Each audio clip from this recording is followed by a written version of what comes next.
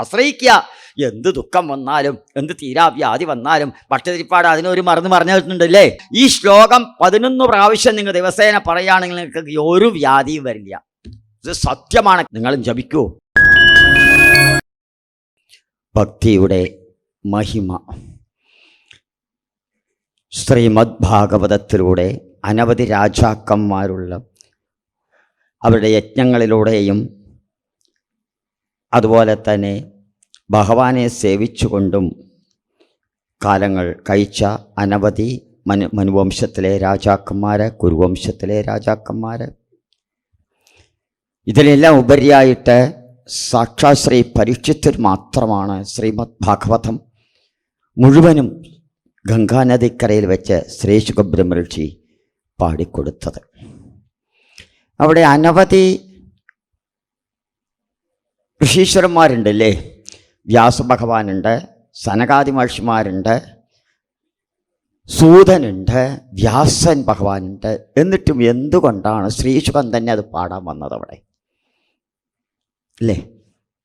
16 വയസ്സ് പ്രായമുള്ള ശ്രീശുക ബ്രഹ്മർഷി അവധൂത വേഷനായിട്ട് പരീക്ഷത്തിൻ്റെ മനസ്സറിഞ്ഞ് തനിക്ക് ഒരു മഹർഷിയുടെ ശാപം കണ്ട് 7 ദിവസം കൊണ്ട് തക്ഷകെന്ന സർപ്പം കടിച്ചു മരിക്കും എന്ന ശാപം കിട്ടിയതോടുകൂടി ഇതിന് പോം വഴിയായിട്ട് മരിക്കാൻ പോകുന്ന ഒരാൾ പോകം വഴിയായിട്ട് എന്താ ചെയ്യേണ്ടത്? അതിനെ ശ്രീ ശുകബ്രഹ്മർഷി പറഞ്ഞു, ശ്രീമദ് ഭാഗവത കഥാശ്രവണം. എന്നാൽ ശ്രീശുകൻ തന്നെ ഈ കഥ പാടാൻ എന്തുകൊണ്ട് എത്തി അവിടെ? അതാണ് പരീക്ഷത്തിൻ്റെ ഭക്തി.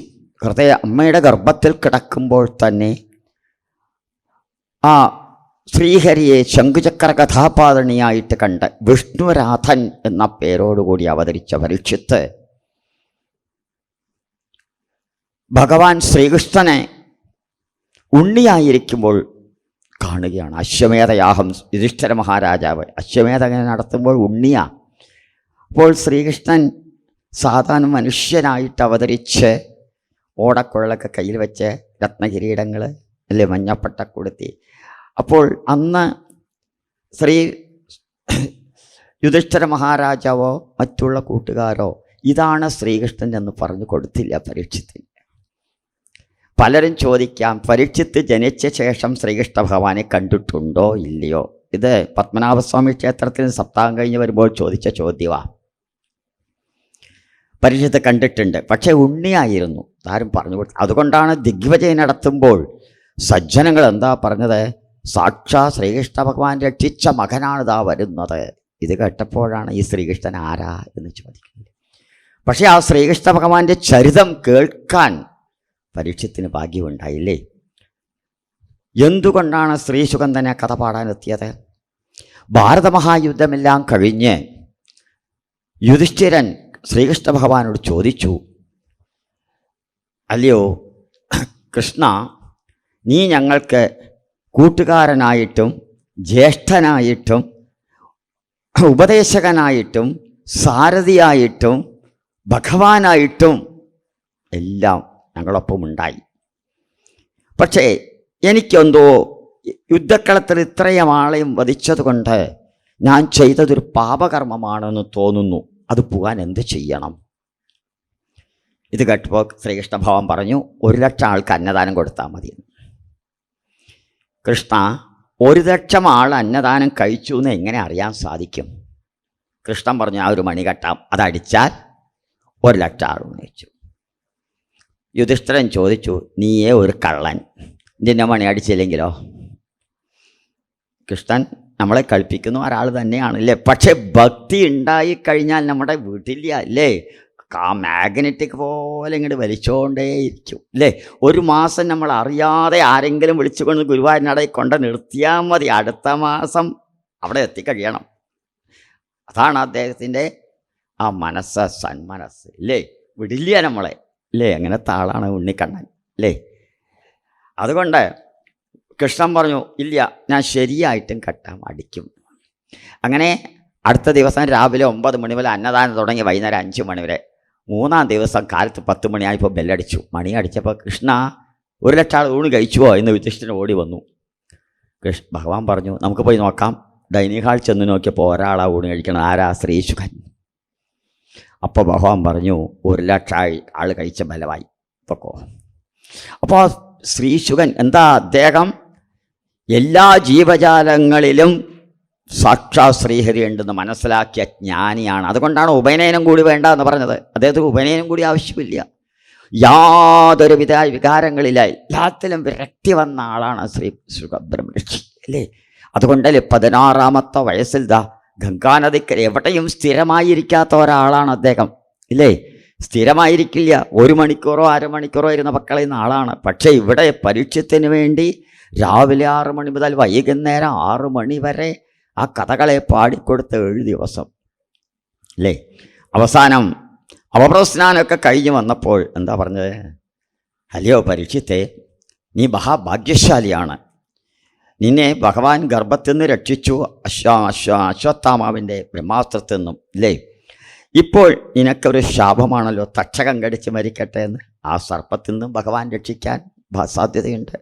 പരീക്ഷിത്ത് പറഞ്ഞു, ഇല്ല, ഇവിടെ ഭഗവാൻ എന്നെ രക്ഷിക്കാൻ വരില്ല. എന്താ കാരണം? ഞാൻ എല്ലാ കർമ്മങ്ങളും ചെയ്തു കഴിഞ്ഞു. ഇനി ഒരു കർമ്മവും എനിക്ക് ബാക്കിയില്ല ചെയ്യാനായിട്ട്. അവരവരുടെ കർമാനുഷ്ഠങ്ങൾ കഴിഞ്ഞാൽ നമ്മൾ പൊക്കോളണം അല്ലേ. നമ്മൾ പെൺമക്കളെ കല്യാണം കഴിച്ചു കൊടുത്തു, ആൺമക്കൾക്ക് കല്യാണം കഴിഞ്ഞു, മരുമകൾ വന്നു ഒക്കെ കഴിഞ്ഞാൽ ഒരു 65-70 വയസ്സൊക്കെ ആയാൽ ഭഗവാൻ വിളിച്ചാൽ പുറപ്പെട്ടോളണം. ഇനി ഒരു 5 വർഷം കഴിഞ്ഞ് എക്സ്റ്റൻഷൻ ഉണ്ടോയെന്നൊന്നും ചോദിക്കരുത് അല്ലേ. കാരണം നമ്മൾ ഭൂലോകത്തിൽ എത്രത്തോളം അധികം താമസിക്കുന്നുണ്ടോ അത്രയും കാലം കർമ്മങ്ങൾ ചെയ്തുകൊണ്ടേയിരിക്കും. അത് ബാധ്യതയായി തീരും ഒടുക്കം ഇല്ലേ. ഭഗവാൻ നമുക്ക് ഉപദേശിച്ചു തന്നു, എനിക്ക് 64 ഗുണങ്ങളുണ്ട്, 28 തത്വങ്ങളുണ്ട്. അതുകൂടാതെ തന്നെ 3 അനുഷ്ഠാനങ്ങൾ: കർമാനുഷ്ഠാനം, ധർമാനുഷ്ഠാനം, ഭാഗവതാനുഷ്ഠാനം, പഞ്ചയജ്ഞങ്ങൾ. അനവധി ഭാര്യമാരെ കല്യാണം കഴിച്ചുവെങ്കിലും ഗൃഹസ്ഥാശ്രമം എങ്ങനെയാണെന്ന് അഭിനയിച്ചു കാണിച്ചു ഭഗവാൻ ഇല്ലേ. അവസാനമായിട്ട് എല്ലാ തത്വങ്ങളെയും നമുക്ക് ഒരു മനുഷ്യനായി ജനിച്ചാൽ എന്തൊക്കെ ചെയ്യണമെന്നുള്ളതിനെ 125 വയസ്സ് വരെ ഭഗവാൻ നമ്മളെ പഠിപ്പിച്ചു. ഇതിനുപരിയായിട്ടാണ് യുദ്ധക്കളത്തിൽ വെച്ച് തൻ്റെ 89-ാമത്തെ വയസ്സിൽ അർജുനന് വേണ്ടി ഏറ്റവും വിശിഷ്ടപ്പെട്ട തൻ്റെ 18 വിഭൂതികളായ ശ്രീമദ് ഭഗവത്ഗീത പാടിക്കൊടുത്തത് അല്ലേ. അവിടെ പുരുഷോത്തമ യോഗത്തിൽ ഭഗവാൻ പറഞ്ഞു, മനുഷ്യന്മാരെല്ലാം ഒരു ആലമരം പോലെയാണ് അല്ലേ. വാർദ്ധക്യം വരുമ്പോൾ ദേഹമൊക്കെ ചുക്കിച്ചുളുങ്ങി എവിടെയെങ്കിലും താഴെ വീണ് നമ്മുടെ മരണം എവിടെയാണെന്ന് അറിയില്ലല്ലോ. കൊട്ടപ്പായിലോ നടു റോട്ടിലോ കൊടുങ്കാട്ടിലോ ഇരിക്കുമ്പോഴോ നടക്കുമ്പോഴോ യാത്ര ചെയ്യുമ്പോഴോ കുളിക്കുമ്പോഴോ ഇപ്പോൾ വേണമെങ്കിലാകാം അല്ലേ. പക്ഷെ നമ്മൾ എന്ത് ചെയ്യണം? നാമസങ്കീർത്തനം യസ്യ സർവപാപപ്രണാശനം പ്രണാമോ ദുഃഖശമനസ്തം നമാമി ഹരിം പരം. ഈ ലോകം മുഴുവൻ പരന്നു കിടക്കുന്ന സർവചരാചരങ്ങളിലും മിന്നിത്തിളങ്ങിക്കൊണ്ടിരിക്കുന്ന ആളാണ് സാക്ഷാത് ശ്രീകൃഷ്ണ ഭഗവാൻ. ആ ശ്രീകൃഷ്ണമില്ലാത്ത സ്ഥലമില്ല. ഗോകുലത്തിൽ ഉദ്ധവർ ചെന്നപ്പോൾ എന്താ കണ്ടത്? അവിടുത്തെ കല്ലും മണ്ണും പൂക്കളും ചെടികളും കൊടികളും എല്ലാം കൃഷ്ണ കൃഷ്ണ കൃഷ്ണ എന്ന നാമത്തിലേ.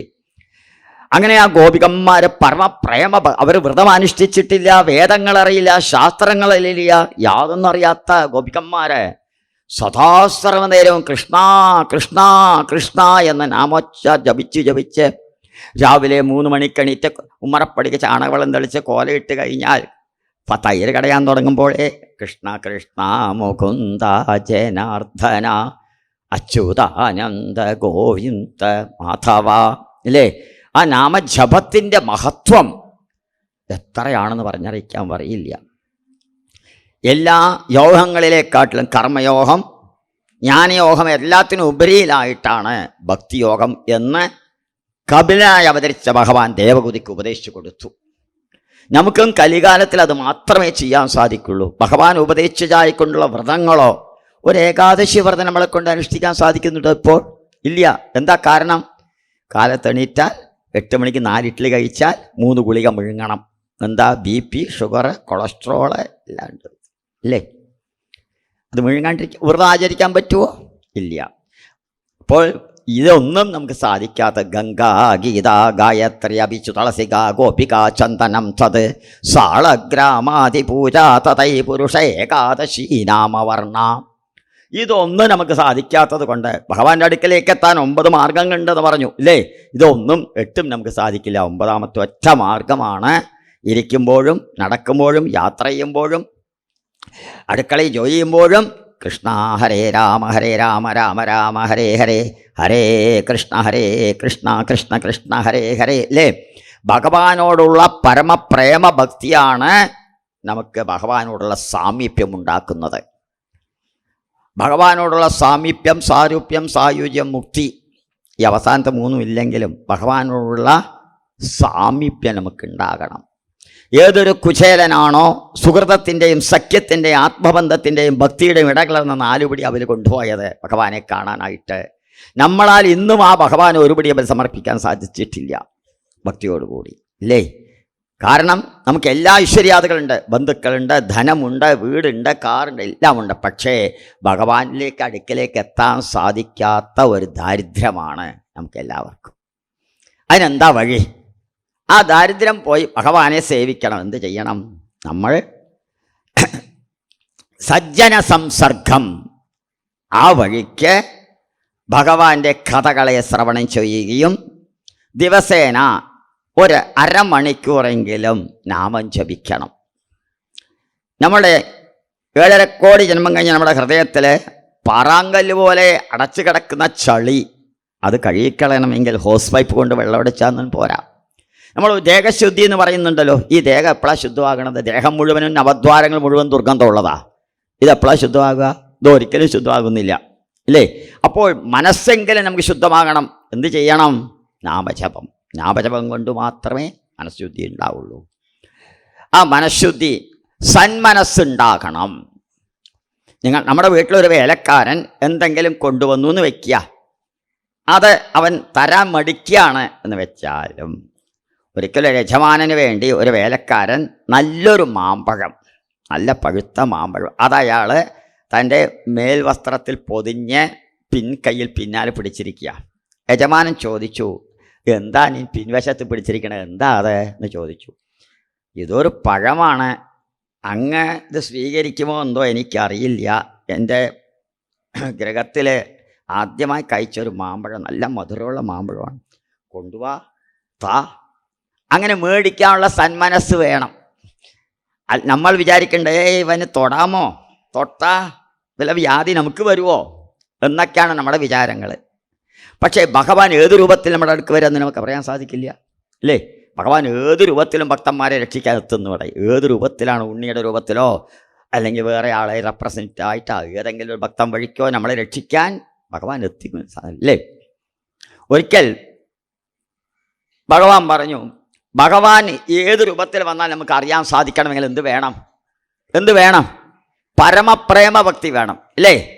ഭഗവാൻ ഒരിക്കൽ കല്യാണം കഴിഞ്ഞ് രുക്മിണി സ്വയംവരം കഴിഞ്ഞപ്പോൾ രുക്മിണിയോട് പറഞ്ഞു, നമ്മളും ഈ ദ്വാരകാപുരി വിട്ട് ഒരു ഗ്രാമത്തിൽ ചെന്ന് ഒരു കുടിലുണ്ടാക്കി സാധാരണ ആൾക്കാരെ ജീവിക്കാം കുറച്ച് കാലത്തേക്ക്. രുക്മിണി പറഞ്ഞു, ശരി പോവാം. ഒരു ഗ്രാമത്തിൽ ചെന്നു. ആ ഗ്രാമത്തിൽ ചെന്ന് കുടിലുണ്ടാക്കി അവിടെ താമസിക്കാൻ തുടങ്ങി. അപ്പോൾ രുക്മിണി പറഞ്ഞു, പച്ചക്കറിയും പരിപ്പരിയൊക്കെ വാങ്ങിച്ചുകൊണ്ട് വരൂ, എന്നാലല്ലേ ആഹാരം ഉണ്ടാക്കാൻ പറ്റൂ. സാധാരണ മനുഷ്യനെ പോലെയല്ല നമ്മൾ. അപ്പോൾ വാങ്ങിക്കൊണ്ട് വരും. കൃഷ്ണൻ പോയി എല്ലാം മേടിച്ചു കൊണ്ട് വരിക. വരുന്ന വഴിക്ക് വാർദ്ധക്യം, ഒരുപാട് വാർദ്ധക്യം വന്ന ഒരു സ്ത്രീ പെട്ടെന്ന് താഴത്ത് വീണു. ഭഗവാൻ വേഗം പൊക്കിയെടുത്ത് ഇരുത്തി വെള്ളമൊക്കെ കൊടുത്തു, തടവി കൊടുത്തു.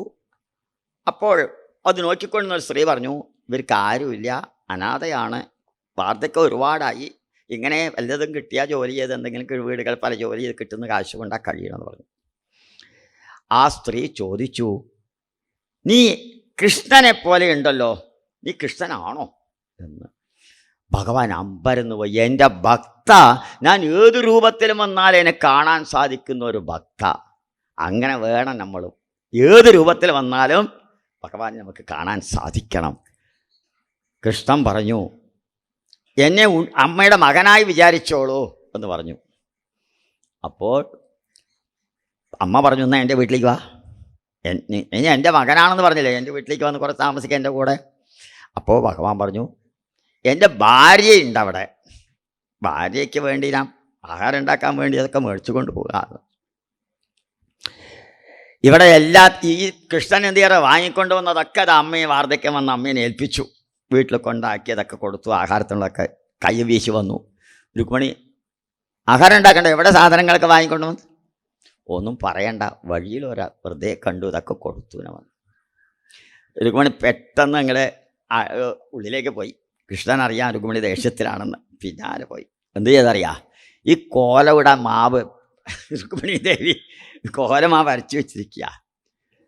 കൃഷ്ണൻ എന്ന് വിചാരിച്ചോ ഇത് കലക്കി ഹോർലിക്സ് മാറി കുടിച്ചളയാതെ.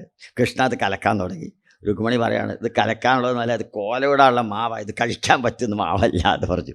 കൃഷ്ണൻ ചിരിച്ചു, രുക്മിണിയും ചിരിച്ചു. സങ്കടം തീർന്നുവല്ലോ ഇപ്പോൾ രുക്മിണിയുടെ. ആ അപ്പോൾ ഭഗവാൻ ഏത് രൂപത്തിൽ വന്നാലും നമുക്ക് കാണാൻ സാധിക്കണമെങ്കിൽ പരമ പ്രേമ ഭക്തി വേണം, അല്ലേ? ആ ഭക്തി എവിടുന്ന് കിട്ടും? സജ്ജന സംസർഗം കൊണ്ട്. സജ്ജനങ്ങളുടെ സംസർഗം, അല്ലേ? ആചാര്യന്മാർ പറയുന്ന കഥകളൊക്കെ കേട്ട് അതിനെ നമ്മുടെ ഹൃദയത്തിലേക്ക്, രണ്ട് കാതുകളിലും കൂടി ഹൃദയത്തിലേക്ക് ഇറക്കി, ആഹാ കൃഷ്ണൻ ഇത്രയൊക്കെ ലീലകൾ കളിച്ചിട്ടുണ്ടോ എന്നാൽ അത് ഭാഗവതത്തിലൂടെ നമുക്കറിയാൻ സാധിക്കണം, അല്ലേ?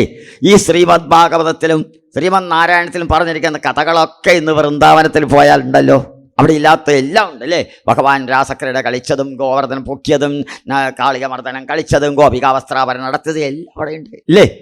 എല്ലാം അവിടെയുണ്ട്. അവിടെ പോയാൽ നമുക്ക് ഭാഗവതത്തിൻ്റെ രസം മുഴുവൻ കിട്ടിക്കഴിഞ്ഞു കയ്യിൽ, ഇല്ലേ? അപ്പോൾ അവിടെ ചെല്ലാൻ ആരുടെ അനുഗ്രഹം വേണം? ഭഗവാന്റെ അനുഗ്രഹം വേണം. ചെന്നാൽ മാത്രം പോരാ, ഇനി അവിടെ ചെന്ന് അവിടുത്തെ കാലാവസ്ഥ നമുക്ക് ശരിയായി വരണം. പിന്നെ അവിടെ ഉപ്പ് വെള്ളമാണ്, അത് കുളിക്കാതിരിക്കണം, അത് കോൾഡ് പിടിക്കും, ഇങ്ങനെ പലതുണ്ട്. ഇതൊന്നും ഇല്ലാതെ അവിടെ ചെന്ന് ഒരാഴ്ച ഇരുന്നതൊക്കെ കാണണമെങ്കിലും ആരുടെ അനുഗ്രഹം വേണം? ശ്രീഹരിയുടെ അനുഗ്രഹം വേണം, അല്ലെങ്കിൽ സാധിക്കില്ല, അല്ലേ?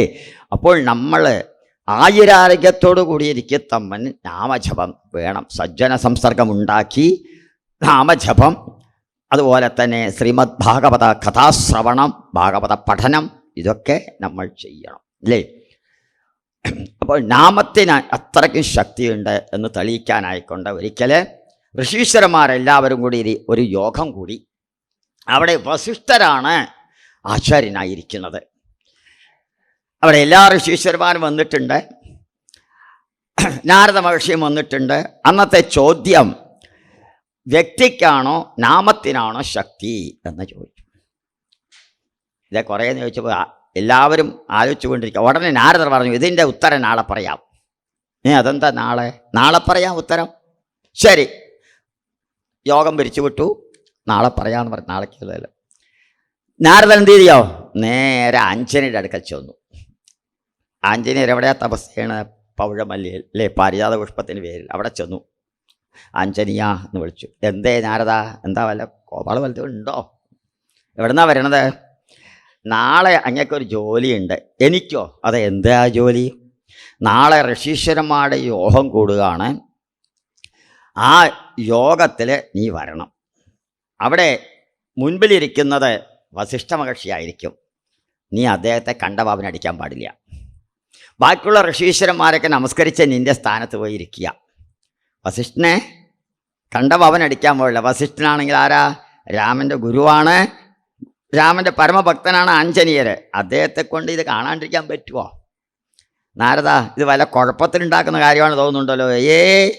ഒന്നും പേടിക്കണ്ട, വന്നോളും. എന്താ നാരദർ എപ്പോഴും കംസനെ വധിക്കാനായി പറഞ്ഞാൽ എന്താ വലിയ ഒറ്റ വഴിയേ ഉള്ളൂ.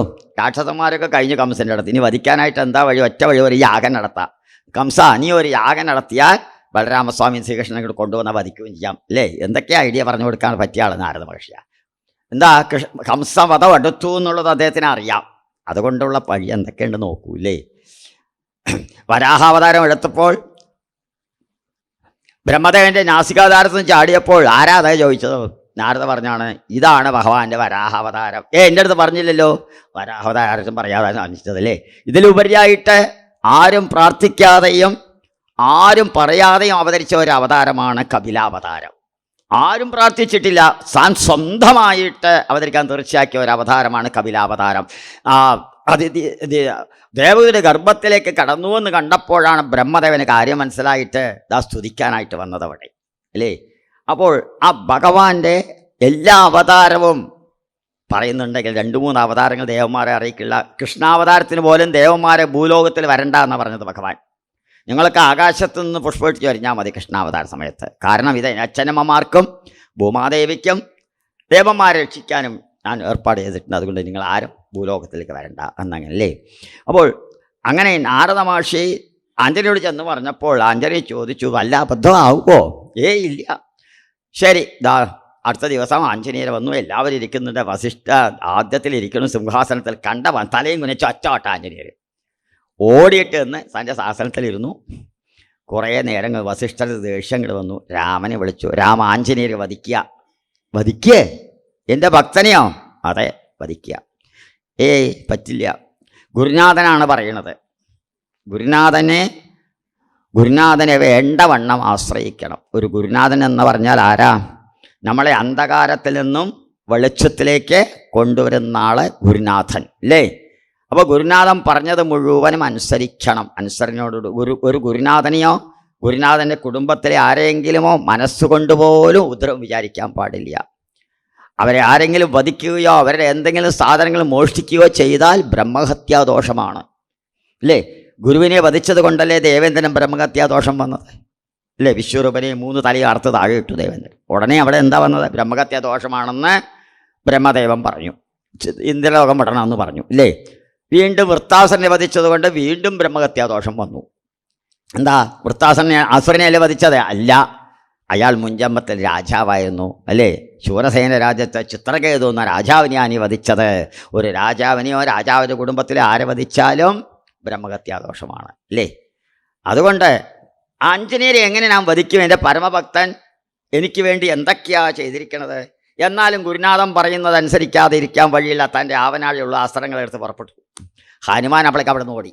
ഹനുമാൻ എന്ത് ചെയ്തത്? ഒരു മരത്തിന് ചുവട്ടിരുന്ന് രാമ രാമ രാമ രാമ രാമ രാമ രാമ രാമ രാമ രാമൻ ചുവന്ന കഴിയും. രാമായണത്തിന് 7 ലക്ഷണങ്ങളാണ് എന്ന് പറഞ്ഞു. ശ്രീമദ് ഭാഗവതത്തിന് 10 ലക്ഷണങ്ങളും അതുപോലെ തന്നെ 5 ഗീതങ്ങളും ഉൾക്കൊള്ളിച്ചിട്ടുണ്ട് ശ്രീമദ് ഭാഗവതത്തിൽ ഇല്ലേ. 10 ലക്ഷണങ്ങളും 5 ഗീതങ്ങളും ഇല്ലേ. പ്രമരഗീതം, വേണുഗീതം, ഗോപികാഗീതം, അയളഗീതം, ഭിക്ഷുഗീതം, ഇങ്ങനെ 5 ഗീതങ്ങൾ ഇല്ലേ. 10 തത്വങ്ങൾ. രാമായണത്തിന് 7 ലക്ഷണങ്ങളാണ്. ശ്രീദേവി ഭാഗവതത്തിന് 5 ലക്ഷണങ്ങളാണ് എന്നും പറഞ്ഞു ഇല്ലേ. അപ്പോൾ ഇവിടെ ആഞ്ജനേയർ രാമ വിചാരിച്ച് രാമരങ്ങനെ അസ്ത്രമൊക്കെ എടുത്തുകൊണ്ട് ഓരോ അസ്ത്രം ഉപയോഗിക്കുന്ന രാമൻ്റെ ആഞ്ജനേയർ ഒന്നും തട്ടണില്ല. ഒടുക്കുന്ന ബ്രഹ്മാസ്ത്രം തന്നെ വഴി. ബ്രഹ്മാസ്ത്രം എടുക്കാം. നാരദർ ഓടി വന്നു. വേണ്ട, ബ്രഹ്മാസ്ത്രം ഉപയോഗിച്ചാൽ ലോകം മുഴുവൻ നശിക്കും. വേണ്ട രാമ. അപ്പോഴേക്കും വസിഷ്ഠർ വന്നു. എന്താ അവിടെ പ്രശ്നം? അതെ, ആഞ്ജനേയ ദേഹത്തിലേക്ക് ഒരുപാട് അസ്ത്രങ്ങൾ രാമൻ അയച്ചു. ഒരു അസ്ത്രം പോലും കൊണ്ടിട്ടില്ല. അപ്പോഴാണ് വസിഷ്ഠൻ പറയുന്നത്, നാമത്തിനാണ് അത്രയ്ക്കും ശക്തി, വ്യക്തിക്കല്ല. അപ്പോൾ നാമജപത്തിൻ്റെ ശക്തി എത്രയാണെന്ന് പറഞ്ഞറിയിക്കാൻ വഴിയില്ലേ. ഒരമ്മ അച്ഛൻ്റെ മടിയിൽ കയറിയിരിക്കാൻ സാധിച്ചില്ല എന്ന് കണ്ട 5 വയസ്സ് മാത്രം പ്രായമുള്ള ഉണ്ണിയായ ധ്രുവൻ അമ്മയുടെ അടുക്കച്ചെന്ന് സങ്കടമുണർത്തിച്ചപ്പോൾ അമ്മ എന്താ പറഞ്ഞു കൊടുത്തത്? ശ്രീഹരിയുടെ അനുഗ്രഹം ഉണ്ടായാൽ മാത്രമേ അച്ഛൻ്റെ മടിയിൽ ഇരിക്കാൻ പറ്റുള്ളൂ. നീ ജനിച്ചത് പാവിയായ എൻ്റെ ഗർഭത്തിലാണ്. അതുകൊണ്ടാണ് സുരുചി നിന്നെ ചീത്ത പറഞ്ഞയച്ചത്. അതുകൊണ്ട് ശ്രീഹരിയെ സേവിക്കണം. തപസ് ചെയ്യാൻ പറഞ്ഞില്ല, സേവിക്കാനേ പറഞ്ഞുള്ളൂ. പക്ഷേ ഇയാൾ പുറപ്പെട്ടു. 5 വയസ്സായ ഉണ്ണി ഒരു പട്ടുക്കോണ കൊടുത്തുകൊണ്ട് മധുവനത്തിലേക്കല്ലേ. അപ്പോൾ നമ്മുടെ ഭക്തിയുടെ മഹിമ എത്ര പറഞ്ഞയക്കാനും സാധിക്കുന്നില്ല. അത്രയ്ക്ക് ഉയർത്തിലാണ് ഭക്തി ഇരിക്കുന്നത്. നാമസങ്കീർത്തനാദികളെ കൊണ്ട് മാത്രമേ ഈ കലികാലത്ത് നമുക്ക് ഭഗവാന്റെ ഏറ്റവും ഇഷ്ടമായിട്ടുള്ള പാദസേവനം, ആ ഭഗവത്പാദങ്ങളെ ദിവസേന ആശ്രയിക്കുക. ഗുരുപവനപുരാധീശമേവാശ്രയാമഹ എന്ന് ഭട്ടതിരിപ്പാട് പറഞ്ഞു ഇല്ലേ. പാലാഴിയാകുന്ന തൻ്റെ ഹൃദയത്തിനെ സംസ്കൃതമാകുന്ന മത്തുകൊണ്ട് കടഞ്ഞെടുത്തു ഭട്ടതിരിപ്പാട്. നാരായണീയം എന്ന് ഇല്ലേ.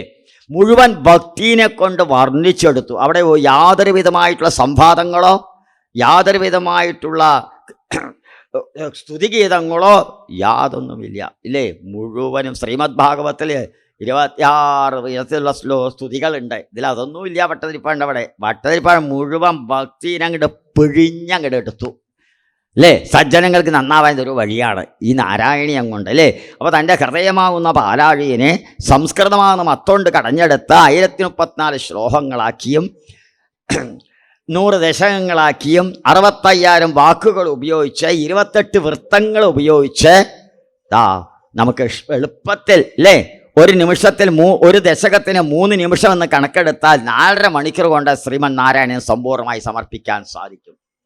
അവിടെയും ഭട്ടതിരിപ്പാട് 3-ാമത്തെ അധ്യായത്തിൽ എന്താ പറഞ്ഞത്? പടന്തോ നാമാനി പ്രമദപരസിന്ധോ നിപതിതാഹ സ്മരന്തോ രൂപം തേ വരദ കഥയന്തോ ഗുണകഥാഹ.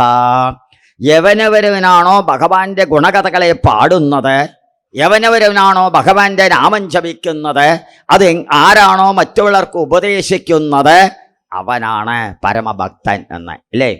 ഒരു ഗ്രാമത്തെ ഒരു ആചാര്യൻ കഥ പറഞ്ഞുകൊണ്ടിരിക്കുകയാണ്. അവിടെ ഒരു കൃഷിക്കാരൻ വന്നു. അവൻ്റെ ദേഹം മുഴുവൻ ചേറ.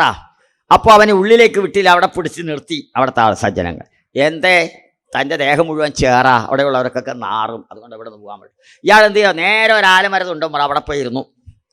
ഇയാൾ പറയുന്ന സംസ്കൃതത്തിൽ അദ്ദേഹത്തിന് മനസ്സിലാവില്ല സംസ്കൃതമൊന്നും. ഇയാൾ ഇങ്ങനെ നേരെ ഒന്ന് തിരിഞ്ഞു നോക്കി. അവിടെ എന്താ കണ്ടറിയാം? അർജുന് സാരഥിയായിരിക്കുന്ന ഭഗവാനെ കണ്ടു. ഇയാൾ ചിന്തിച്ചു, ഓരോരോ അസ്ത്രം അർജുന ഉപയോഗിക്കുമ്പോഴും ഇത്ര പ്രാവശ്യം ഭഗവാൻ തിരിഞ്ഞു നോക്കിയിട്ട് അയാൾ കഴുത്ത് എത്ര വേദനിച്ചിട്ടുണ്ടാവും?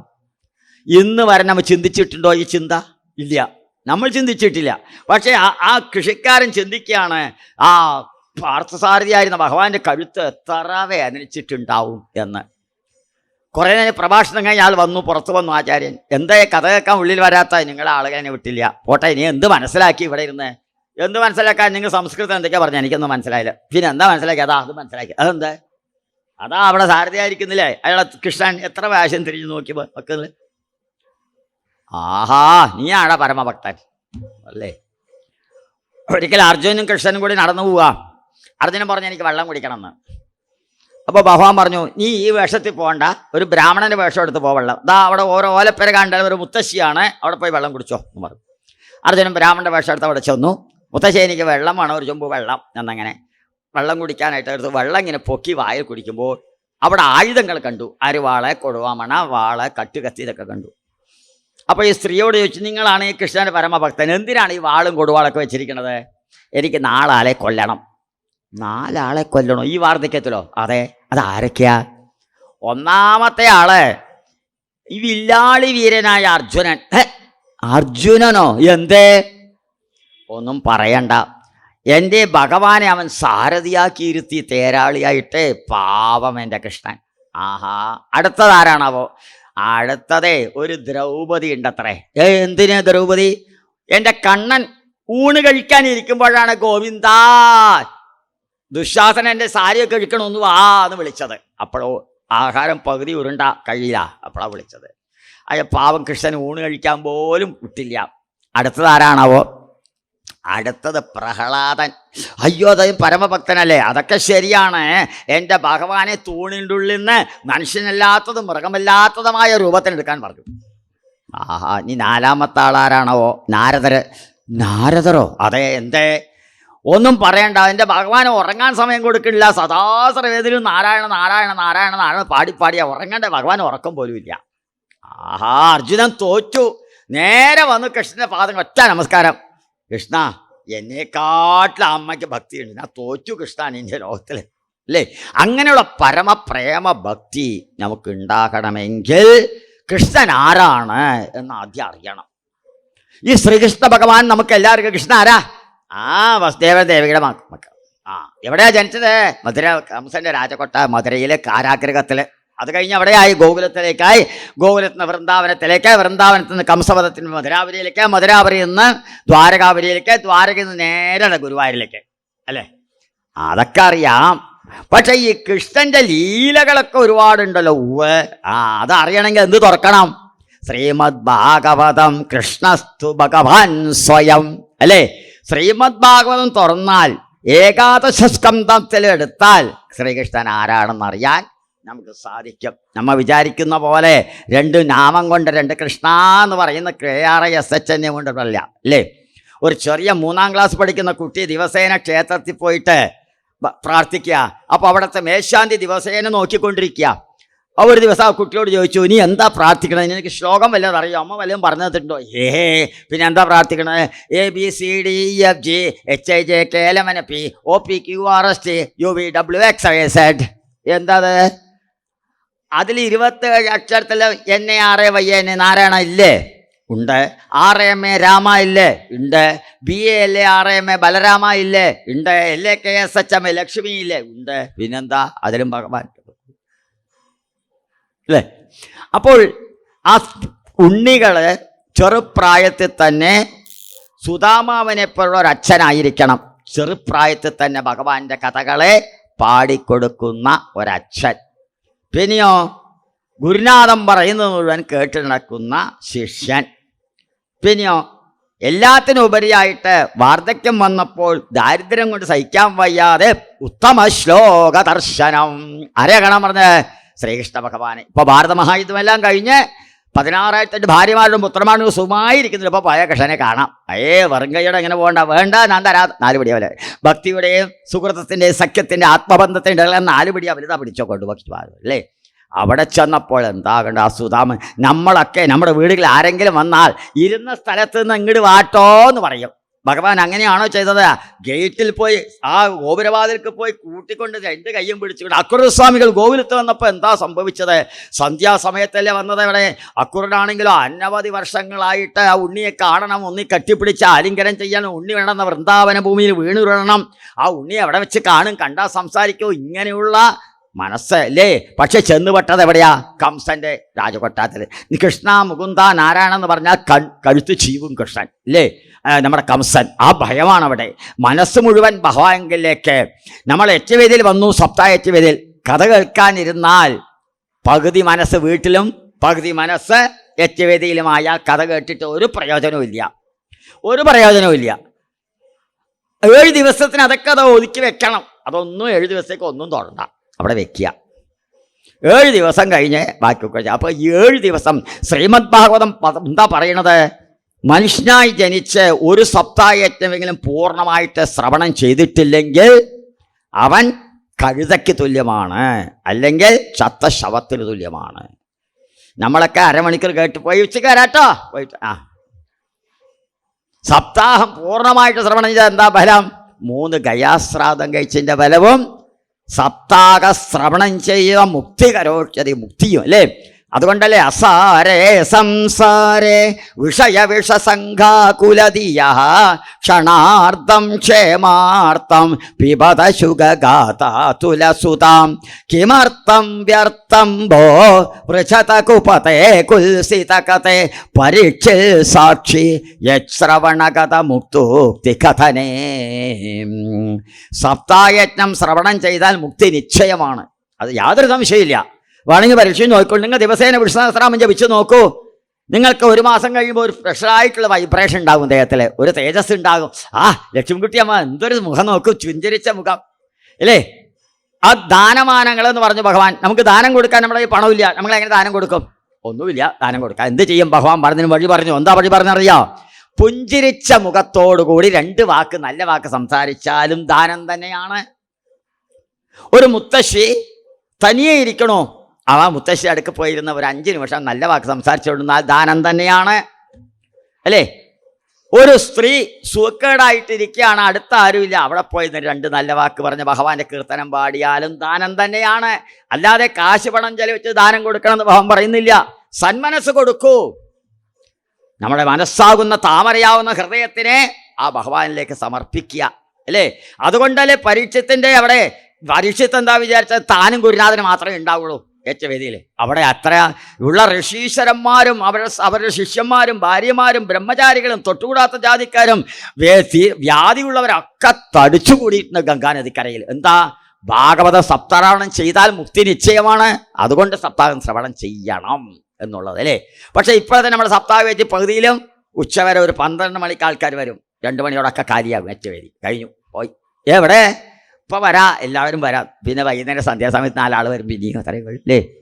പോരാ.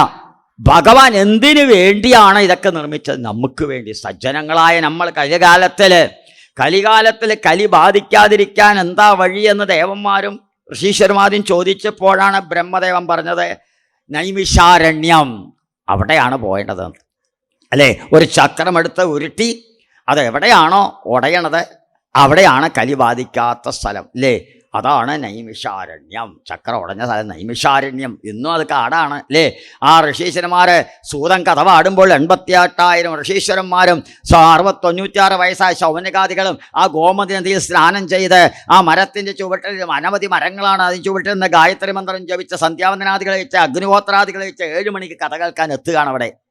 അവർ 1000 വർഷമാണ് കഥ കേട്ടത്. നമ്മളോ 1 മണിക്കൂർ കഥ കേൾക്കാൻ എച്ചമതിയിലെത്താൻ ആളില്ല. പറ്റാൽ എന്തേ കഥയ്ക്ക് പോകാത്തത്? എച്ചമതിക്ക് പോണില്ലേ? സത്രം നടക്കുന്നുണ്ടല്ലോ, പോണില്ലേ? പെരുന്തട്ട ശിവക്ഷേത്രം സപ്താഹം നടക്കുന്നുണ്ട്, പോണില്ലേ? എന്തേ? ഒന്നും പറയണ്ട മീനാക്ഷിക്കുട്ടി. ഇന്നലെ BP ചെക്ക് ചെയ്തപ്പോൾ 304. പിന്നെ അങ്ങനെ ഭഗവാൻ പറഞ്ഞു, നീ വരികേ വേണ്ട, 500 ആയിക്കോട്ടെ, BP അവിടെ തന്നെ ഇരിക്കുകയെന്ന് പറഞ്ഞു. മൊത്തത്തിൽ അല്ലേ, ശ്രീകൃഷ്ണ ഭഗവാന്റെ അടുക്കലേക്ക് 100% ഭക്തിയോടുകൂടി പോയി കഴിഞ്ഞാൽ ഭഗവാൻ ഇങ്ങനെ അനുഗ്രഹിക്കും. നേരെ മറിച്ച് കൃഷ്ണ, ഞാൻ നാരായണി ഒരു ശ്ലോകം പഠിച്ചുവല്ലോ, സാന്ദ്രാനം താപബോധാത്മക. അയ്യത് വരുന്നില്ല കൃഷ്ണ, വേണ്ട, നാളെ നോക്കാം. കൃഷ്ണ വല്ലതും തരുമോ?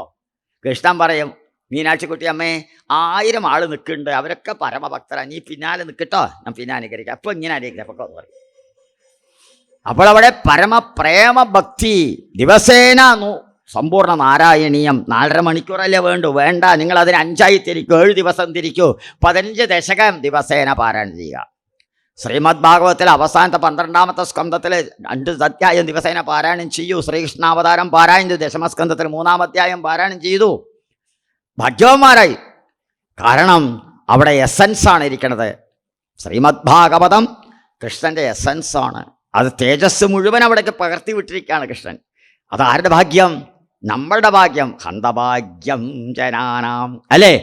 ഏവം ദുർലഭ്യവസ്തൂനപി സുലഭതയാ ഹസ്തലബ്ധേയ തന്വതേ തന്വാ വാചാദിയ ബധജനക്ഷുദ്രദൈവ സ്ഫുടേയം ഏതേതാവദ്ഭയന്തോ സ്ഥിരതര മനസാ വിശ്വപീഡാപഹത്യൈ നിശേഷാത്മാനമേനം ഗുരുപവനപുരാധീശമേവാശ്രയാമഹ. ആശ്രയിക്കുക. എന്ത് ദുഃഖം വന്നാലും എന്ത് തീരാവ്യാധി വന്നാലും. ഭട്ടതിരിപ്പാട് അതിനൊരു മറന്നു പറഞ്ഞു തന്നിട്ടുണ്ടല്ലേ. ശ്രീമന്നാരായണത്തിലെ 8ാമത്തെ ദശകത്തിൽ അവസാനത്തെ ശ്ലോകം പറഞ്ഞു തന്നിട്ടുണ്ടല്ലോ. എന്താ പറഞ്ഞു നിൽക്കുന്നത്? അസ്മിൻ പരാത്മന്യനുഭാത്മകൽപ്പേ ത്വമിത്തമുത്താവിത പത്മയോനിഹി അനന്തഭൂമാമരോഗരാശിം നിരുന്ധിവാതാലയ വാസവിഷ്ണു. ഈ ശ്ലോകം 11 പ്രാവശ്യം നിങ്ങൾ ദിവസേന പറയുകയാണെങ്കിൽ നിങ്ങൾക്ക് ഒരു വ്യാധിയും വരില്ല.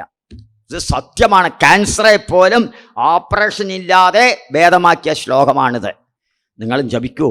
അസ്മിൻ പരാത്മന്യനുഭാത്മകൽപ്പേ ത്വമിത്തമുത്താവിത പത്മയോനിഹി അനന്തഭൂമാമരോഗരാശിം നിരുന്ധിവാതാലയ വാസവിഷ്ണു. ആശ്രയിക്കുക. ഐശ്വര്യം ശങ്കരാദീശ്വര വിനയമനം വിശ്വതേജോകരാണാം തേജസ്സംഹാരി വീര്യം വിമലമയ സൃഞ്ജോപഗീതം അംഗാസംഗാ സദാ ശ്രീ അഖില വിദസി ന ക്വാപി തേ സംഗവാർത്ത തദ്വാകാരവാസിൻ മുരഹര ഭഗവൻ ശബ്ദമുഖ്യാശ്രയോസി. ക്ഷേത്രങ്ങളിലെ പൂജയ്ക്കുള്ള ഒരുക്കങ്ങളെ അടിച്ചുതളി ചെയ്യുക, വൃത്തിയാക്കുക, ക്ഷേത്രത്തിന് പൂജാപാത്രം തേച്ച് വയ്ക്കുക, പൂജയ്ക്ക് കൊണ്ടുവയ്ക്കുക, നിവേദ്യത്തിൽ അരി കഴി, ഇതൊക്കെ ചെയ്യുന്നതും ദാസ്യപ്രവൃത്തികളും ഭഗവാന്റെ അടുക്കലേക്ക് എത്താൻ മാർഗമാണ് അല്ലേ. ദ്വാരകാവലി മറാട എന്നൊരു ഗ്രാമം. അവിടെ ഒരു രാമദാസ് പറയുന്ന മേൽശാന്തി, കൃഷ്ണദാസ് പറയുന്ന കീഴ്ശാന്തി. ഈ കീഴ്ശാന്തി പരമഭക്തനാ. ശ്രീകൃഷ്ണൻ്റെ വിഗ്രഹമാണ് അവിടെ. അയാൾ ദിവസേന 4 മണിക്ക് എണീറ്റ് കുളിച്ച് ശുദ്ധമായ വസ്ത്രമെടുത്ത് ആ ക്ഷേത്രത്തിൻ്റെ ചുറ്റുവട്ടാരത്ത് നിറയെ പുഷ്പങ്ങളുണ്ട്. അതൊക്കെ പറിക്കുമ്പോൾ തന്നെ കൃഷ്ണ കൃഷ്ണ കൃഷ്ണ എന്ന് പറഞ്ഞ് പുഷ്പം പറിച്ചെടുക്കും. 18 മാലകൾ കെട്ടിവെക്കും. 18 മാല കെട്ടിവെക്കും. മേൽശാന്തി വന്ന് 6 മണിക്ക് വന്ന് നട തുറന്ന് ആ അഭിഷേകമൊക്കെ കഴിഞ്ഞ് മാല ചാർത്തും. ഒരു ദിവസം മേൽശാന്തി വന്നപ്പോൾ 17 മാലയെ കാണാനുള്ളൂ, ഒരു മാല കാണാനില്ല. ഇയാൾ ചോദിച്ചു, എവിടെടാ ഒരു മാല? 17 മാലയിലെ കാണാനുള്ളൂ. ഞാൻ 18 വെച്ചു ഇവിടെ, പിന്നെ അവിടെ ഒന്നും കാണാനില്ല. ഇത് ശരിയല്ല. അയാൾ നട തുറന്നപ്പോൾ ഭഗവാന്റെ കഴുത്തിലൊരു മാല കാണുന്നു. ഞാൻ മാല ഇടാൻ പറഞ്ഞല്ലോ എൻ്റെ അടുത്ത്, ഞാൻ ഇട്ടില്ലല്ലോ, അങ്ങയുടെ കയ്യിലെ ചാവി ഞാൻ എങ്ങനെ ഇടും? പിന്നെ എങ്ങനെ വന്നു? നാളെ മുതൽ നീ മാല കോർക്കണ്ട, തടപ്പള്ളി പോയി പായസം ഉണ്ടാക്കിയാൽ മതി എന്ന് പറഞ്ഞു. ശരി ആയിക്കോട്ടെ. അയാൾ ഒന്നും പറഞ്ഞില്ല. എന്താ സന്മനസ്സുള്ളവനാണ്, അതുകൊണ്ട് ഒന്നും പറഞ്ഞില്ല. നന്നായി നാമം ജപിച്ചു.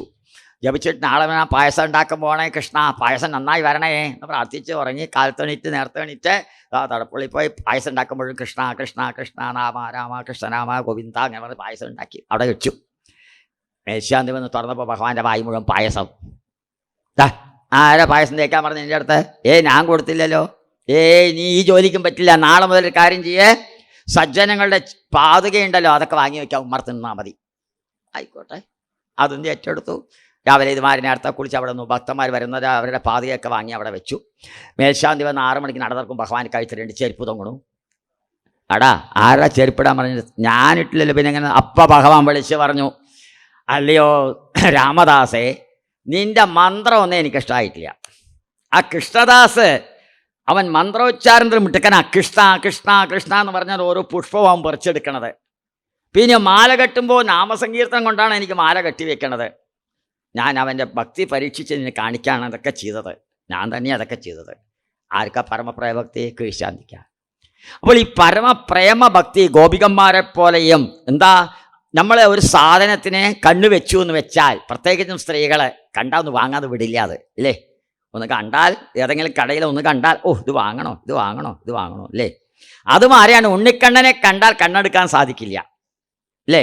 ഗോപികന്മാർക്ക് അതാണ് അബദ്ധം പറ്റിയത്. ആ കണ്ണനെ ഒന്ന് കണ്ണടച്ചിരിക്കാൻ പറ്റില്ല, കണ്ണനെ കാണാതിരിക്കാൻ. വൃന്ദാവനത്തിൽ പോകുന്നു, സഹിക്കാൻ വയ്യ എന്ന് കണ്ടാണ് അവര് കാർത്യായനി വിഗ്രഹം ഉണ്ടാക്കി, പൂഴിമണ്ണ് കൊണ്ട് ഉണ്ടാക്കി 41 വ്രതമാചരിച്ച് കാർത്യായനി മഹാമായേ മഹായോഗി നദീശ്വരി നന്ദഗോപ സുതം ദേവി പതിമേ കുരുതേ നമഃ.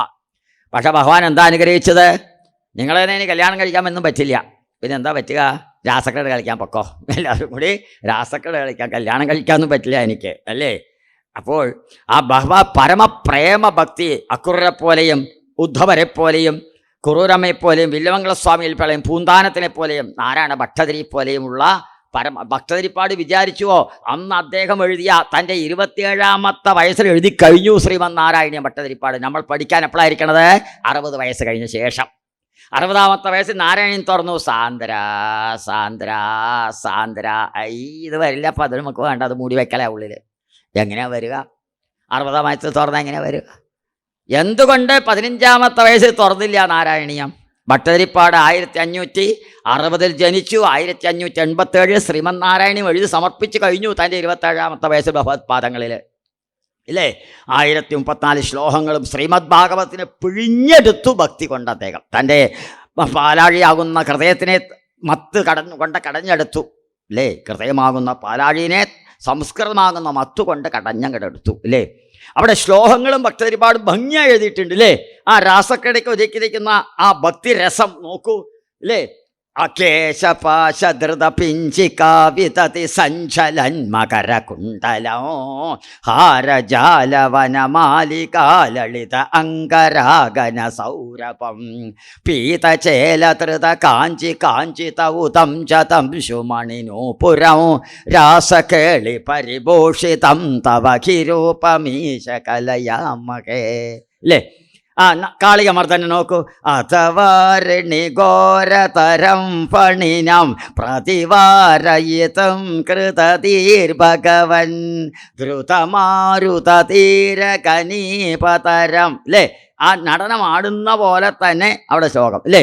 അതുപോലെ ആ ഹിരണ്യകശിപിൻ്റെ പ്രഹ്ലാദൻ്റെ കയ്യും പിടിച്ചു, അരേ ക്വാസോ എവിടെടാൻ എൻ്റെ നാരായണൻ? അച്ഛാ തൂണിൽ ഞാൻ കാണുന്നുണ്ടല്ലോ. എനിക്ക് കാണുന്നില്ല.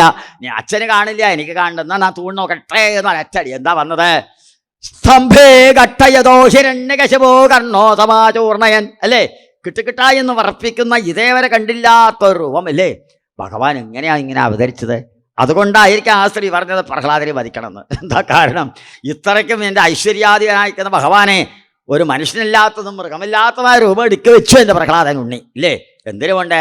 പരമപ്രേമ ഭക്തി കൊണ്ട്. എന്താ നീ പഠിച്ചത്? അർച്ചനം വന്ദനം ദാസ്യം സഖ്യമാത്മനിവേദനം ഇതി പുംസാർപ്പിതോ വിഷ്ണു ഭക്തി ചേന്നവലക്ഷണ അല്ലേ. ആ ഭഗവാനോടുള്ള ആ സഖ്യം, ഭഗവാനോടുള്ള പ്രേമം, ഭഗവാനോടുള്ള സ്നേഹം, ഭഗവാൻ എൻ്റെ ഉണ്ണിയാണ്, എൻ്റെ വീട്ടിലെ അമ്മാവനാണ്, എൻ്റെ മരുമകനാണ്, എൻ്റെ ജ്യേഷ്ഠനാണെന്ന് പറഞ്ഞ ഭാവത്തിൽ വേണം ഭഗവാനെ കാണാൻ. അല്ലാതെ ഗുരുവായിരിക്കുന്ന ഉണ്ണിക്കണ്ണനാണെന്ന് പറഞ്ഞിരുന്നാൽ നമ്മൾ വീട്ടിൽ ഒരു ഭഗവാനുണ്ട്, ഒരു പൂജാമുറിയിൽ വെച്ചിട്ട് അദ്ദേഹത്തിന് വല്ല നിവേദ്യം ഉണ്ടോ? പല വീടുകളിൽ നിവേദ്യമില്ല. ചില വീടുകളിൽ പൂജാമുറി തന്നെ അടുക്കളയിലാണ്. ഭഗവാൻ നമ്മുടെ ഗ്യാസ് അടുപ്പിൻ്റെ ചൂടും സാമ്പാറിൻ്റെ ചൂടൊക്കെ ഭഗവാനാണ്. മൊത്തത്തിൽ അടുക്കളയിലാണ് പൂജാമുറി. നമുക്കിരിക്കാനോ 3 വലിയ റൂം, 2 ഡബിൾ ബെഡ്റൂം ഇടാനുള്ള room, AC, attached bath, hot water, cold water. പാവം ഭഗവാൻ ഇരിക്കാൻ എവിടെയെങ്കിലും ഒരു മൂലയിൽ പാവം അദ്ദേഹത്തിന് ഒരു മുന്തിരി. നമ്മൾ വീട് പൂട്ടി പോകുമ്പോൾ ഭഗവാനെ ഏർപ്പിക്കേണ്ട, കൃഷ്ണ എൻ്റെ വീട് നോക്കണേ എന്ന്. കൃഷ്ണൻ നോക്കുവോ? നോക്കില്ല. നിങ്ങൾ വല്ലതും കൊടുത്താലല്ലേ അത് നോക്കുള്ളൂ, അല്ലെങ്കിൽ നോക്കുമോ അദ്ദേഹം? നിങ്ങൾ വീട് ദിവസേന ഭഗവാൻ ഒരു പഴം കൊടുക്കൂ. പത്രം പുഷ്പം ഫലം തോയം യോമേ ഭക്തിയാ പ്രയച്ഛതി, അല്ലേ? ദിവസേന ഒരു പഴം കൊടുക്കൂ ആ ഭഗവാന്. ഒരു താമരപ്പൂ കൊടുക്കൂ. മഹാബലി കൊടുത്തതുപോലെ ഒരു അർഘ്യം കൊടുക്കൂ. ഒരു ചൊമ്പ് ജലം വെക്കൂ. ഇതൊന്നുമില്ല കൃഷ്ണ. കരയൂ. ഒരു പാത്രത്തിൽ കണ്ണുനീര് കൊണ്ട് കൊടുക്കൂ അവിടെ. കൃഷ്ണ ഇത് ഏറ്റവും എൻ്റെ ഇതേ ഉള്ളൂ. നിങ്ങൾ ഒരു ദിവസം എന്ത് കൊടുത്താലും, പൊടിയരിക്കഞ്ഞി കൊടുത്താലും പാൽപ്പായസം കൊടുത്താലും കൃഷ്ണൻ കുടിച്ചോളും. പക്ഷേ അത് ഭക്തിയോടുകൂടി ആയിരിക്കണം. വിതരഭക്തി പഴത്തോല് കൊടുത്തപ്പോൾ ഭഗവാൻ കഴിച്ചു, ഇല്ലേ? അവിടെ ദുര്യോധന സദസ്സിൽ ചെന്നപ്പോൾ ദുര്യോധന ആഹാരം കഴിച്ചപ്പോൾ കൃഷ്ണൻ എന്താ പറഞ്ഞത്? ഞാൻ എൻ്റെ ആഹാരം കഴിക്കാൻ പറ്റില്ല, നീ ദുർജനമാണ്, അല്ലേ? അവിടെ എന്താ പറ്റിയത്? അച്ഛനായ ധൃതരാഷ്ട്രന് കണ്ണ് കാണില്ല എന്ന് കണ്ട് അമ്മയായ ഗാന്ധാരിയും കണ്ണടച്ചു. അതോടുകൂടി മക്കൾ ചെയ്യുന്ന അക്രമങ്ങൾ കാണാതായി. അതുകൊണ്ടല്ലേ ആ വംശം മുഴുവൻ നശിക്കേണ്ടി വന്നത്. 100 മക്കൾ മരിച്ച് താഴെ വീണു. ഇതിന് കാരണം ആരാ? ഗാന്ധാരി തന്നെയാണ്. എന്താ? ഭർത്താവിന് കണ്ണ് കാണുന്നത് താനും കണ്ണു കെട്ടി, മക്കൾ ചെയ്യുന്ന അക്രമം കാണാതെ പോയി, അല്ലേ? അപ്പോൾ ഭഗവാൻ അവിടെ പഞ്ചപാണ്ഡവന്മാർക്ക് വേണ്ടി ദൂത് ചെന്ന ആളാണ്. ഭഗവാൻ പറഞ്ഞു, നിന്റെ ആഹാരം ഞാൻ കഴിക്കാൻ പറ്റില്ല, നീ ദുർജനമാണ്. ദുർജനത്തിന് ആഹാരം കഴിച്ചാൽ ഞാനും ദുർജനമായി തീരും. 1. 2, ഞാനൊരു ദൂതനായിട്ടാണ് വന്നിരിക്കുന്നത്. ദൂതൻ കാര്യം നടന്നാലേ കഴിക്കാൻ പറ്റുള്ളൂ, അതുകൊണ്ട് എന്നെ കഴിക്കില്ല എന്നാണ് പറഞ്ഞത്, അല്ലേ? അപ്പോൾ ഭഗവാന് കൊടുക്കുന്ന ബ്രാഹ്മണ സ്ത്രീകൾ അവിടെ യാഗം അനുഷ്ഠിച്ചു. ബ്രാഹ്മണന്മാർ അവിടത്തെ ചെന്ന് ഉണ്ണിക്കണ്ണൻ്റെ കൂട്ടുകാരായ ഉപനന്ദൻ ശ്രീതാമം ചെന്ന് ചോദിച്ചു, ബാലരാമനും ശ്രീകൃഷ്ണനും വന്നിട്ടുണ്ട്, ആഹാരമാണെന്ന്. ബ്രാഹ്മണന്മാർക്ക് കൊടുക്കാൻ സാധിച്ചു? അന്നം ഇല്ല. അവർ കേട്ട ഭാവന അടിച്ചില്ല. എന്താ? ഭക്തിയില്ല. ഭക്തി ഉണ്ടെങ്കിലേ ഭക്തൻ കൊടുക്കാൻ പറ്റുള്ളൂ. അവരെന്തിനാ യാഗം കഴിച്ചത്? ഐശ്വര്യാദികൾ വരാൻ. ഐശ്വര്യാദികൾ കൂടുതലായിട്ട് വരാണ് അവർ യാഗം കഴിച്ചത്, അല്ലാതെ ഭക്തി ശ്രദ്ധയോടല്ല യാഗം കഴിച്ചതവർ. പക്ഷെ അവിടെ ബ്രാഹ്മണ ഭക്തിമാരോ പരമഭക്തന്മാരാ എന്ന് കൃഷ്ണനെ കാണുന്നു കാത്തുകൊണ്ട്. അതുകൊണ്ടാണ് ഭഗവാൻ പറഞ്ഞത് ബ്രാഹ്മണ ഭക്തിമാരോട് ചെന്ന് ചോദിക്കൂ, ഇവരെന്താ ചെയ്തത്? കൃഷ്ണൻ വന്നിട്ടുണ്ടോ? ബലരാമൻ വന്നിട്ടുണ്ടോ? ഇതാ അവിടെ യാഗത്തിനുണ്ടാക്കി എല്ലാം നോക്കിക്കൊണ്ട് അച്ചവട്ട അവിടേക്ക്, അല്ലേ? അപ്പോഴാണ് ഒരു ഭർത്താവ് പിടിച്ചു നിർത്തിയത്. വഴിവയ്ക്കാൻ നീ പോകണം, യാഗം കഴിഞ്ഞിട്ടില്ല. അവൾ അപ്പം തന്നെ കൃഷ്ണനെ മനസ്സുകൊണ്ട് ധ്യാനിച്ച് അവിടെ തന്നെ മുക്തി അടഞ്ഞു, അല്ലേ? ഇവരവിടെ കൊണ്ട് എന്താ കണ്ടത്? അവിടെ എന്താ ഭഗവാന്റെ തേജോമയമായ രൂപം കണ്ടവിടെ. കപോല ചില്ലം ചിവരെ കപോലയോ സമുല്ലസൽ കുണ്ടലമാർദ്രം വീക്ഷ്യതേ, ഇല്ലേ? ആ 2 കുണ്ടലങ്ങൾ പ്രകാശിക്കുന്ന ആ ആപ്പിൾ മോരുടെ മുഖം, അല്ലേ? അതിൽ പ്രകാശിക്കുന്ന ഇവരെല്ലാം വെച്ചിട്ട് ഒറ്റ നമസ്കാരം, കൃഷ്ണ ഞങ്ങൾക്ക് മുക്തി തരണേ. പറ്റില്ല, മുക്തി തരാൻ പറ്റില്ല. എന്തേ? നിങ്ങളുടെ ഭർത്താക്കന്മാർ യാഗം അനുഷ്ഠിക്കണത്, യാഗം പൂർത്തിയാക്കണമെങ്കിൽ ഭാര്യ വരെ വേണം ഒപ്പം. ഏത് സത്കർമ്മം ചെയ്യുമ്പോഴും ഭാര്യ ഒപ്പം ഉണ്ടാകണം. ഒരു ദക്ഷിണ കൊടുക്കുമ്പോഴും, നമ്മുടെ വീട്ടിൽ ഒരു പുരോഹിതൻ വന്ന് പൂജ നടത്തുമ്പോഴും ഭാര്യ ഉദ്ധരണി ജലം കൊണ്ട് ഒഴിച്ചു വെള്ളം അർഘ്യം കൊടുത്താലേ ദക്ഷിണ കൊടുക്കാൻ പറ്റുള്ളൂ. അപ്പോഴേ പൂർത്തി. അതുകൊണ്ടാണ് അംബരീക്ഷ ദിനത്തിൽ അംബരീക്ഷൻ ദ്വാദശിവ്രതം ആചരിക്കുമ്പോൾ പത്നിയാസമം എന്നാ പറഞ്ഞിരിക്കണം അവിടെ, ഇല്ലേ? പണ്ടത്തെ രാജാക്കന്മാരൊക്കെ എല്ലാവരും യാഗം കഴിക്കുമ്പോൾ ഭാര്യ ഒപ്പം ഉണ്ടാവും അവിടെ, എന്നാലേ അതിന് ബലമുള്ളൂ പൂർവാധികമായിട്ട്. അതുകൊണ്ടാണ് അവരൊക്കെ പലവിധത്തിലുള്ള യാഗാനുഷ്ഠാനങ്ങളൊക്കെ ചെയ്ത് പുത്രനായി കിട്ടുവാനും ഭഗവാൻ എത്ര ആളാണ് പ്രാർത്ഥിച്ചത്, ഇല്ലേ? അവിടെ നാഭീദേവൻ മേരുദേവിക്കും സന്താനമില്ല എന്ന് കണ്ട് യാഗകുണ്ടത്തുനിന്ന് ഭഗവാൻ തന്നെ പ്രത്യക്ഷനായിട്ട് പറഞ്ഞു, ഞാൻ ഋഷഭനായിട്ട് അവതരിക്കാം എന്നങ്ങനെ പറഞ്ഞില്ലേ? ഭഗവാൻ അവതരിച്ചില്ലേ? അതുപോലെ തന്നെ വേനൻ്റെ അനാചാരം കണ്ട് ലോകം മുഴുവൻ ഉള്ളിലേക്ക് ഇഴുത്ത ഭൂമാദേവി യുദ്ധത്തിന് പോകാൻ വേണ്ടി പൃഥ്വിരാജനായിട്ട് അവതരിച്ചു ഭഗവാൻ, അർച്ചിസായിട്ടുമില്ലേ? ഇങ്ങനെയുള്ള ആ പല വിധത്തിലുള്ള ഭഗവാന്റെ ലീലകൾ നമുക്ക് മനസ്സിലാക്കണമെങ്കിൽ ശ്രീമദ് ഭാഗവതവും നാരായണിയും മാത്രമാണ് നമുക്ക് ആശ്രയമായിട്ടുള്ളത്. അതുമാത്രമല്ല, നാമസങ്കീർത്തനാദികളെ കൊണ്ട് വേണം നമുക്ക് ഭഗവാന്റെ അടുക്കലേക്ക് എത്താൻ. ഏറ്റവും ശുദ്ധ മനസ്സോടുകൂടി സൽക്കർമ്മം ചെയ്തുകൊണ്ടും നാമസങ്കീർത്തനാദികളെ കൊണ്ടും കഥാപ്രഭാഷണങ്ങളെ കേട്ടുകൊണ്ടും നമ്മുടെ ജീവിതം ധന്യമാക്കാൻ നമുക്ക് സാധിക്കട്ടെ എന്ന് പ്രാർത്ഥിച്ചുകൊണ്ട് എൻ്റെ ചെറു പ്രഭാഷണം സമർപ്പിക്കുകയാണ്.